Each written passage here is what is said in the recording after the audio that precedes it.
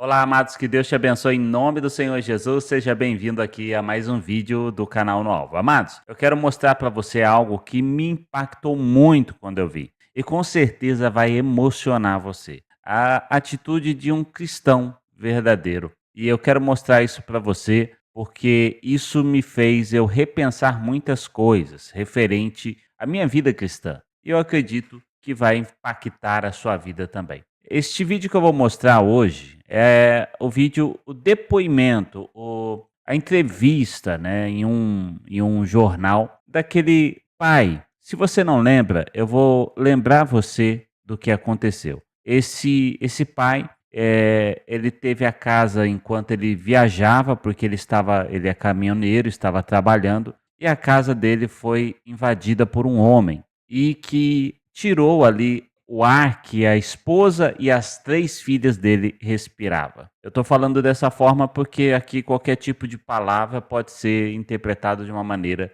errada. Então, elas pararam de respirar. Além disso, ele forçou elas, ele abusou dessas 3 filhas dele e da esposa. E é assim uma situação, o que aconteceu, a brutalidade, tudo que aconteceu foi muito triste, chocou muito o país, né? É uma situação complicada. Eu vou passar um pedacinho de uma entrevista para você ver, de uma reportagem para você ver a respeito disso, tá bom? Então, fica aí ligadinho. Após poucas horas que a Polícia Civil iniciou as investigações sobre a chacina que vitimou 4 pessoas da mesma família, sendo a mãe e 3 filhas, os policiais conseguiram prender o suspeito que confessou o crime. O rapaz trabalhava em uma obra que ficava próximo à residência das vítimas, que fica situada no bairro Florais da Mata, em Sorriso. Ele foi conduzido para a delegacia e lá contou ao delegado com frieza e riqueza de detalhes como ele conseguiu adentrar a casa e efetuar o crime. Nas imagens feitas durante a investigação no local, vemos o suspeito ao lado dos policiais, como se fosse inocente. Logo depois, o homem é detido e levado para a viatura.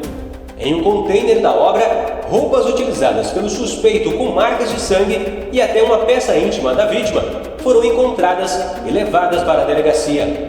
O delegado também levou o chinelo do suspeito com numeração idêntica às pegadas de sangue deixadas no interior da casa. Conversando com o coronel, a gente chegou à conclusão de que existia um núcleo de suspeitos possível que precisava ser checado, né? Que era uma obra na lateral. Imediatamente a gente começou a levantar informações de todas essas pessoas. Nós descobrimos que um deles tinha histórico de crime sexual e mandado de prisão em aberto. Sem informar isso ao preso, nós iniciamos uma série de entrevistas com todas as pessoas, tanto a Polícia Civil quanto a Polícia Militar. E, ao perceber que o cidadão estava faltando com a verdade, entrando em contradição, nós começamos a pressioná-lo, descobrimos que ele mora na obra, ou seja, era uma pessoa que estava no local da evasão do domicílio nas redondezas. E então, né, a gente solicitou que as pessoas entregassem seus calçados e o calçado do rapaz deu uma combinação perfeita com uma mancha de pegada de sangue no local do crime. Percebeu-se ainda de que ele tinha uma falha no cabelo, considerando que a vítima havia arrancado muito cabelo do agressor. Nós confrontamos ele com as informações e ele imediatamente já confessou ser o autor do crime. Foi imediatamente preso pelas forças de segurança que encontravam no local, a gente estava todo mundo lá. E chegando na delegacia, confessou o crime, entregou as roupas que usou para cometê-lo e entregou as roupas íntimas das vítimas que havia levado como souvenir, e apontou qual seria a faca do crime. Tá aí, então você lembrou do caso e olha só, eu vou passar para você agora esse depoimento dele, essa entrevista dele, que com certeza vai emocionar muito você. Mas antes eu tenho um recadinho rápido para você. Eu falei para vocês que sempre que eu tivesse alguma dica legal, eu passaria aqui para você. O pessoal gostou muito da dica do lençol barato que eu comprei, que é muito bom, de mais de 400 fios, né? Que é excelente, tá na nossa cama agora, na minha cama de casal. Mas agora eu quero mostrar para você isso aqui, gente, ó. Acabou de chegar, a gente testou bastante ele aqui e eu vou falar para você o que é isso, Anderson. Olha só, um moedor de pimenta e temperos, né? Na verdade, moedor de pimenta, de temperos, né? E ele olha só, recarregável. Gente, eu vou mostrar para você isso aqui. Eu achei fenomenal. Presta atenção nisso aqui, ó. Olha isso. Tá vendo aí? Ó, ainda tem uma luzinha, ó. E aí, acabou a bateria, é só pôr na tomada e recarregar. Tem a luz, tudo direitinho. Por que eu tô mostrando isso para vocês? Porque eu fui comprar para minha esposa numa loja muito conhecida aí, não vou falar aqui, senão o pessoal briga comigo. mas uma loja muito conhecida, que eu gosto de ver as coisas de casa lá. Só que tava R$ 124 um moedor, era isso aqui, ó, pequenininho, fininho, né? R$ 124. Aí eu fui lá na Shopee, no link que eu vou deixar aí, e procurei, está em promoção, e é pesado, é de boa, o material é excelente, gente. Você coloca a pimenta aqui, ó, o tempero que você quer, moe sal grosso, tá vendo? Só não vou virar muito para não cair a pimenta do reino que tá aqui dentro. E aí você só vira aqui de novo, fechou. Aqui você coloca aqui a espessura que você quer, né, que tem, ó, tá vendo? Grande, menorzinho, aí vai, ó. Ah, você quer mais fininho? Você vai mexendo, então aqui, né? Vai mexendo ali, ó, para deixar mais fininho. Isso aqui também sai para limpar. Sabe quanto que eu paguei nisso aqui? Eu vou deixar o link para você. Pesado, material bom, funciona direitinho. R$ 58. R$ 58. Assim como no link do lençol eu deixei para você, eu vou deixar no primeiro comentário fixado e na descrição do vídeo, para você que quer adquirir, que está procurando um moedor de pimenta. Eu estava procurando já há muito tempo um moedor bom e eu fui na loja esses dias ver, R$ 124, um mais ou menos, fraquinho. Eu falei, não, misericórdia. Aí eu procurando na Shopee, encontrei esse fornecedor, chegou para mim em 2 dias, chegou na minha casa. Então é isso, vou deixar aí. Se você gostar da dica, coloca aí, ó, Anderson. Quando você tiver mais dica, coloca aí pra gente também, tá bom? Aí, agora bora então pra esse react, tá bom? E o react é assim, às vezes eu vou parar e comentar alguma coisa, porque senão o vídeo é tirado do ar por direitos autorais. O react a gente pode fazer desde que a gente comente, desde que a gente acrescente naquilo que está sendo visualizado, visto, tá bom? Bora então assistir essa entrevista. Preste atenção nisso. Acho que na sexta-feira, era dia 23, eu falei com elas. Aí no sábado de manhã eu mandei mensagem para a Cleci. Eu mandei de noite, quando eu cheguei no posto em Curitiba, e mandei mensagem para ela. Daí quando ela não me respondeu. Aí cheguei em São Francisco e ia tentando contato, e nada. Aí comecei a mandar mensagem para Manu e para Miliane. No sábado. No domingo eu já comecei a ligar. E ligação, não, até no sábado eu tentei ligação, porque não era normal elas não me responder. Eu até brinquei, falei, vocês estão de sacanagem comigo. Aí no domingo à noite, quando eu estava em Cascavel já de volta e sem contato, eu falei, aí eu liguei para um amigo meu. Porque no sábado eu falei, estou voltando para casa e tal. Só que eu achava que ele ia direto a Sorriso.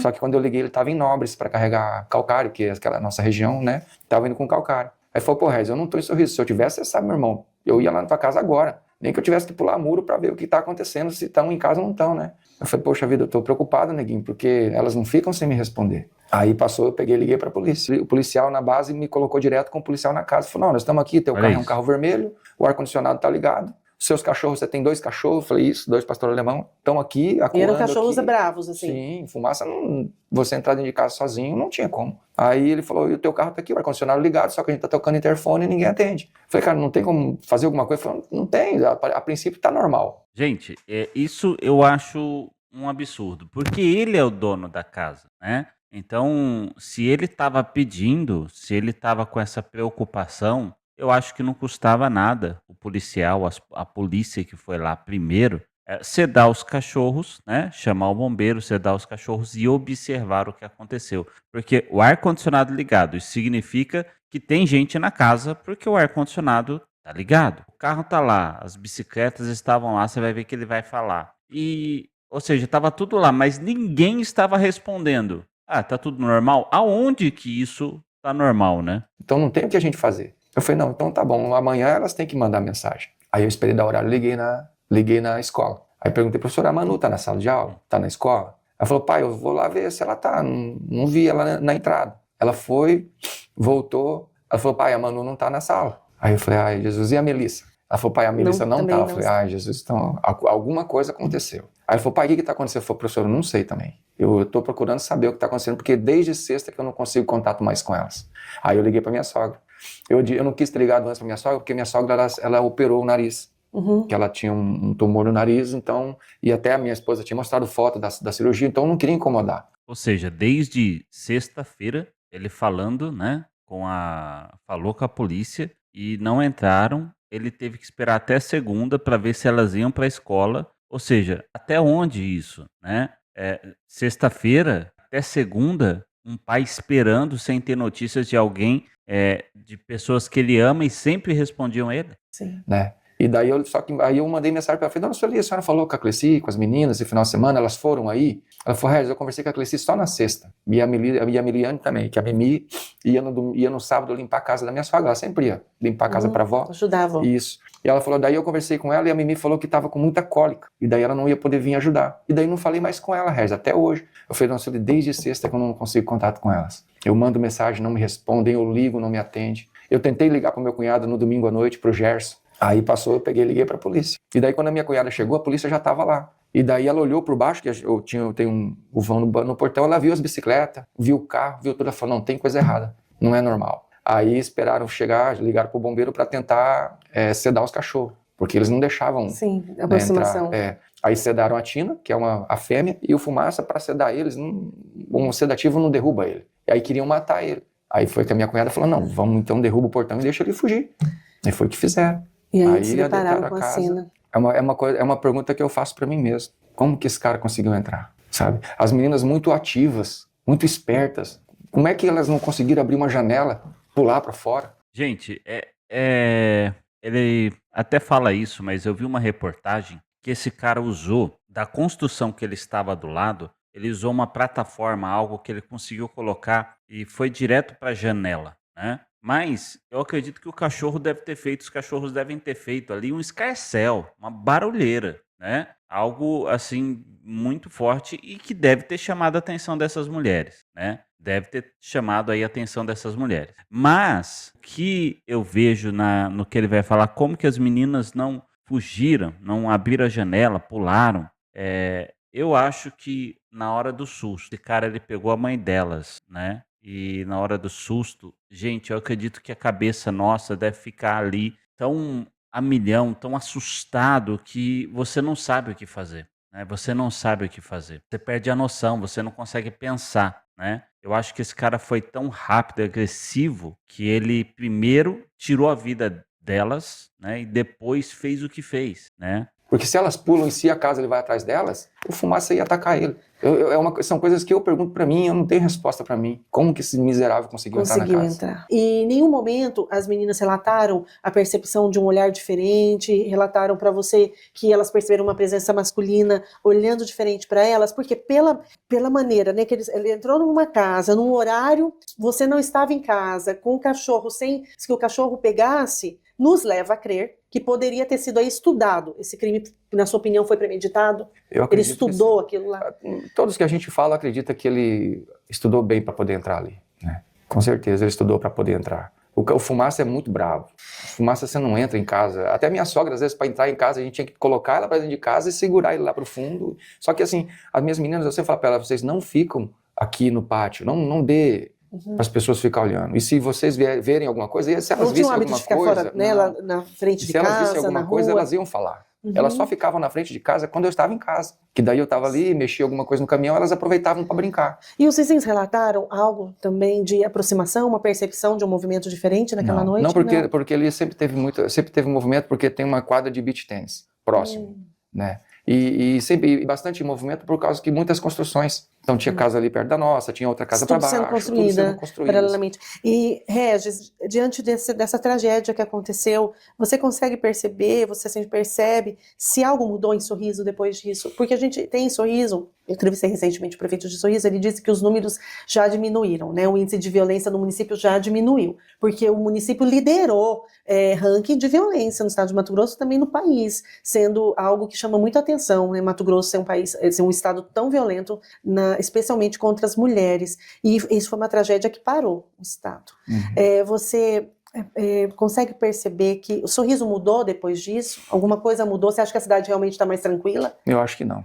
Eu tenho certeza que não. E essa questão que os números diminuíram também, eu acho que o prefeito está equivocado. Eles não vão dizer, né? Porque isso mancha a gestão dele. Mas eu acho que não mudou, não. Eu converso com algumas pessoas que sabem disso muito bem e elas me falam que não mudou, não. Que continua do mesmo jeito. Entra governante, sai governante, né? E a violência nunca acaba, né? Eu tô falando de prefeito. Sorriso realmente ainda é uma cidade ali do estado do Mato Grosso muito violenta, né? E olha o nome da cidade, Sorriso. Aonde que se consegue sorrir numa cidade com tanta gente chorando, né, com tanta criminalidade. Aqui São Paulo, Rio de Janeiro, eu não entendo como que os governantes não... lógico, hoje eu entendo esse que está aí, né? O que está comandando o Brasil hoje abraça esses caras de braço aberto, né? Ama esse tipo de coisa. Não é à toa que Flávio Dino subiu lá, né? Sem segurança nenhum, bater papo com o pessoal, né? Subiu o morrinho lá e até hoje não explica o que ele foi fazer lá. Mas, enfim, não só ele, como outros também. Mas a gente olha para a situação das cidades, das capitais e, cara, não dá para entender por que na Copa do Mundo o exército estava na rua e não houve violência. Por que só resolve na hora que os outros lá de fora vêm para cá, mas pro povo aqui de dentro, a gente que se lasque, a gente que sofra, porque essas pessoas não estão nem aí, né? No governo passado diminuiu muito, caiu drasticamente o índice de criminalidade, principalmente contra a mulher. Agora nesse, disparou, né? Mas mesmo no governo passado ainda tinha. E eu acho que é algo que precisa ser repensado, precisa ser revisto. A nossa Constituição, a nossa lei precisa ser revista. Precisa ter leis duras. Como que você prende? E agora vou abrir um parênteses aqui. Léo Lins vai ser preso por 8 anos porque ele falou, mas traficante fica preso menos tempo. Crimes hediondos, crimes piores, até mesmo quando você tira a vida de alguém, você fica preso menos tempo do que quando você faz uma piada num ambiente de piada, num local que é para isso, que as pessoas sabem que vai ser falado, pagaram o ingresso para isso, e aí você vai 8 anos de cadeia por isso? 8 anos? Eu acho que as pessoas estão perdendo o pudor e a noção do que é certo e errado, né? E elas estão tomando atitudes absurdas. E a gente vê que a nossa lei está cada vez mais de ponta cabeça. O certo é errado e o errado é certo. A gente que faz o bem é prejudicado e as pessoas que fazem o mal são ajudadas, né? Mudou, eles mudaram, eles começaram a fazer um pente fino, 2 meses depois, começaram a averiguar obras, isso, aquilo, parou. Tanto que 5, 6 meses depois, uma menina lá, a Larissa, não sei se você ficou sabendo do caso, um rapaz que morava do lado da casa dela, que já tinha sido condenado, estava em prisão domiciliar, tentou estuprar ela, espancou ela e ia matar ela e a filha. Graças a Deus ela conseguiu escapar. Então, quer dizer, se tivesse mudando as coisas, não ia acontecer de novo. E o cara estava do lado, o marido dela saiu para trabalhar e só encostou o portão, e ela escutou o portão abrir, e ela achava que era o marido, de repente esqueceu alguma coisa. Não, quase que ela foi assassinada também. Gente, isso eu não entendo. Quanta gente solta com ficha criminal extensa. Por que tá solto? Esse cara que fez isso com as filhas e com a esposa, que você tá vendo na blusa dele aí, já tinha uma ficha criminal extensa. O que esse cara tava fazendo solto? O que essas pessoas estão fazendo soltas? Graças a Deus ela conseguiu. A minha família não teve a mesma oportunidade, né? Mas eu acho que não mudou nada em Sorriso, não. Tá fazendo algumas coisas agora, até conversei esses dias com um vereador, falei algumas coisas para ele foi atrás, procurou e, né... Aí depois ele até mandou o vídeo para mim, olha, você falou, fui lá ver, vamos montar. Eu falei, não, mas continua em cima, né? Questão de câmera de reconhecimento facial. Reconhecimento facial, isso, né? Teve toda a questão também do governo do estado, do programa Vigia Mais, Tolerância Zero, para identificar os crimes. Então, na sua opinião, também como vítima, porque você é uma vítima, né? Pelo sofrimento, por tudo que mudou a sua vida, essa tragédia. A cidade continua sendo uma cidade que não é uma cidade que as mulheres não têm segurança? Eu acredito que sim. Tá difícil. Você não consegue mudar do dia pra noite, lógico. E não vai acabar com isso. Consegue. Logicamente, ele tá pensando racionalmente, mas lembra da Copa do Mundo? É o que eu acabei de falar. Consegue. Põe o exército na rua. O exército não tá fazendo mais nada mesmo? Põe na rua. Põe pra subir favela e prender todo mundo. Põe pra ver se não muda, né? Mas eu acho que ainda não diminuiu, não. E a sua expectativa em relação ao julgamento do Gilberto, porque já está marcado? Não está não. Até vou tentar conversar hoje aqui, essa semana, ver se eu consigo conversar com os desembargadores, né? Porque eles pediram o desforamento da cidade, né? O juiz lá, o doutor Rafael, é favorável a fazer lá. E a gente pede, a família, todo que seja feito lá e que ele esteja presente no julgamento, né? A gente, por mais difícil que seja, mas a gente quer ver esse indivíduo, né? Tanto eu quanto minha sogra e as irmãs, tudo, né? Porque é um sofrimento. Não vai mudar nada pra gente. Não vai trazer elas de volta. Mas a gente quer ver esse infeliz condenado e que ele nunca mais saia da cadeia, né? Que pegue ali 100, 200 anos, que é o mínimo, né? E aí o processo está com pedido de desforamento? Está com pedido de desforamento. Só que o juiz lá é favorável a fazer lá, né? E eu peço aos desembargadores aí que estão com o caso que eles façam esse julgamento lá, né? Ele tem que ser condenado pela população de Sorriso. Onde for, ele vai ser condenado, sim. Mas ele tem que ser condenado ali, né? Tem que estar ali presente e sentir na pele o desprezo das pessoas, né? O desprezo da sociedade com ele. Não adianta ele estar dentro da cadeia, lá ele está de boa, está tranquilo. E nós que estamos aqui fora, né? Eu, a minha sogra, as irmãs, que tinham convívio mais junto delas. E quando você fala assim, ele está na cadeia, está de boa. E aí ele vai ser condenado pelo crime, pela gravidade do crime, a possivelmente muitos anos de prisão. Esse modelo de prisão, na sua avaliação, ele pune de fato? Gente, e a gente tá pagando pra esse cara ficar de boa dentro de uma cela, separado dos outros, né? Comendo, bebendo, tomando seu banho, provavelmente assistindo TV, com o celular na mão, porque é isso que acontece nos presídios no Brasil, né? E aí depois ele sai e continua fazendo a mesma coisa. A maneira como é ir para uma cadeia, assim, na sua opinião, diante do que ele cometeu, é justo? É um equilíbrio? Eu acho que não. Porque eles não podem ser maltratados lá dentro, né? Eles são... Eu fiquei sabendo que ele está isolado. Mas a gente não sabe como é que é o isolamento deles, né? O dia que eu fui na audiência, a primeira audiência... Porque certamente ele ficou em risco quando ele foi para a prisão, diante da gravidade do crime, diante de outros presos que não aceitam esse tipo, né, de comportamento. Então, daí uma pessoa dessa, se não tivesse um regime de proteção para ele lá dentro, esse cara ele já não estaria mais vivo, entende? Então, assim, aí o governo fala, não, mas ele está sobre a nossa responsabilidade. E o cidadão que paga imposto, não é responsabilidade do governo dar uma segurança para nós? Regis, e Né? qual o seu sentimento, assim, em relação a ele? Seu sentimento, qual seria a resolução para ele, para que você se sentisse, não, realmente, isso é o que deveria acontecer com o Gilberto? Por mais cristão que você seja. Isso que eu vou dizer, eu como cristão, a Bíblia diz que a gente tem que perdoar, né? Eu sinceramente, eu ainda não tenho esse... Por mais que eu peço muito a Deus que me dê graça e tal, mas eu ainda não tenho esse sentimento assim de perdão dele. Eu vejo eu fazendo alguma coisa, eu quero que ele sofra bastante. Gente, ele tem vídeo das meninas cantando na igreja, da esposa, eles todos evangélicos, cristãos, né? A morte para ele é muito rápido. É muito pouco? É muito pouco. Se bem que é bastante, porque dele vai sofrer eternamente, né? E Cristo morreu por todos, né? Se Jesus morreu por todos, quem sou eu para desejar a morte dele, né? Se um dia ele se arrepender de coração, ele pode ser salvo. Foi para isso que Jesus veio, né? Uau. Então, só que o sentimento de perdão ainda eu não tenho, não. Não vou mentir para ti, não. Como, gente? Eu acho que por mais cristão que a gente seja, é difícil você conseguir contornar isso, né? Você conseguir...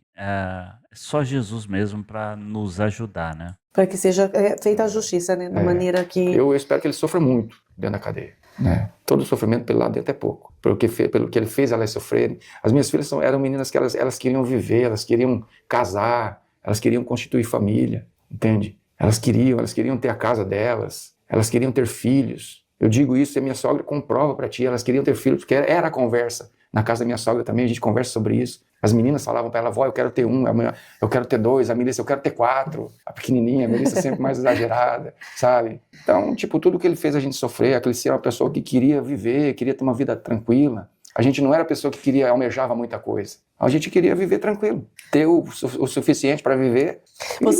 Para você é como se elas estivessem ao seu lado ainda? Como se elas estivessem comigo. Eu tenho todas as coisas delas comigo. Roupas. Não se desfez de nada? Nada. Você voltou para casa? Não, com a mesma casa não, que não era nossa, né?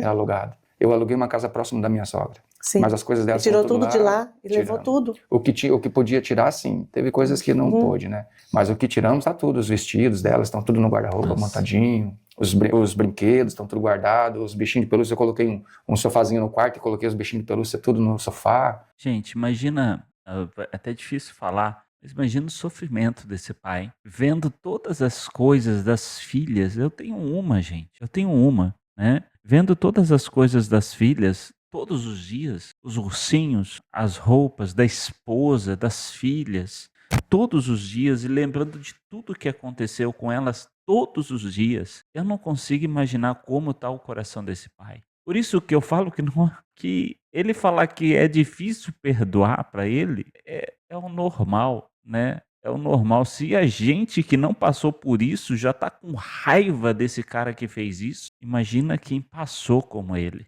como a sogra, né? Tá tudo lá. E não vou tirar até a hora que Deus falar, não, tira. Também porque senão você deixa muito tempo os vestidos, eles vão se desfazendo, né? E tudo muito lindo, então... E Regis, onde você busca tanta força para conseguir lutar por justiça, né? Hoje você está aqui com a camiseta, com a foto delas, e a gente fica extremamente sensível, porque não tem como. Eu estou extremamente assim, segurando a minha emoção para te entrevistar, porque é algo que mexe quando nós mulheres que somos sensíveis e ligadas umas às outras, a gente diz que quando uma mulher morre, da forma como foi, parte de nós morre também, né? Porque é uma agressão, porque todas nós poderíamos ter sido vítimas de uma pessoa criminosa desse montante. Correm esses riscos, né? Todas corremos esse risco, então é muito dolorido. E aí, assim, de onde você busca tanta força? Você faz terapia? Você busca acompanhamento médico? Você tem acompanhamento psiquiatra, psicólogo, além, claro, da igreja, porque exige de você muita força e domínio emocional para buscar a justiça,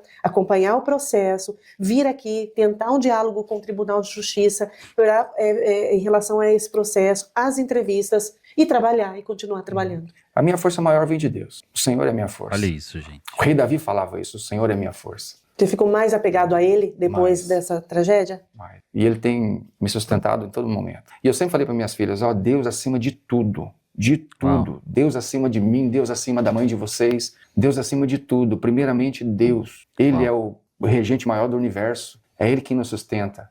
A gente que crê em Deus, a gente que tem uma vida diante de Deus, a gente sabe que a gente pode passar pelo que for, mas Ele é o nosso ponto seguro. Uau. É Ele que sustenta. Olha isso. Se você for ler a Bíblia, você olhar a Bíblia em tudo, os grandes homens de Deus sofreram, padeceram, mas Deus sempre esteve com eles na mão, segurando. E a Bíblia diz lá, Deus diz, pode uma mãe esquecer de um filho? Pode uma mãe esquecer de um filho, porém eu não esqueço, eu tenho você gravado na palma da minha mão. Todos os seus dias estão registrados, as suas dores estão registradas, eu te sustento, eu te seguro, eu te guardo, eu te capacito, eu te fortaleço. Eu posso estar me arrastando, mas eu sei que o Senhor é o meu Redentor. Uau. E você acredita Ele que dá força, entende? Que um dia você vai retomar a felicidade? Você vai conseguir? Gente, olha esse testemunho. Olha, uau. Eu possa ter um dia um coração, não que eu passe por isso, em nome de Jesus, está amarrado e lançado bem fora, nem que você passe por isso, mas que a gente aprenda com Ele, ter um coração em Deus, amar a Deus acima de todas as coisas. Às vezes a gente não entende, nem tem que procurar entender,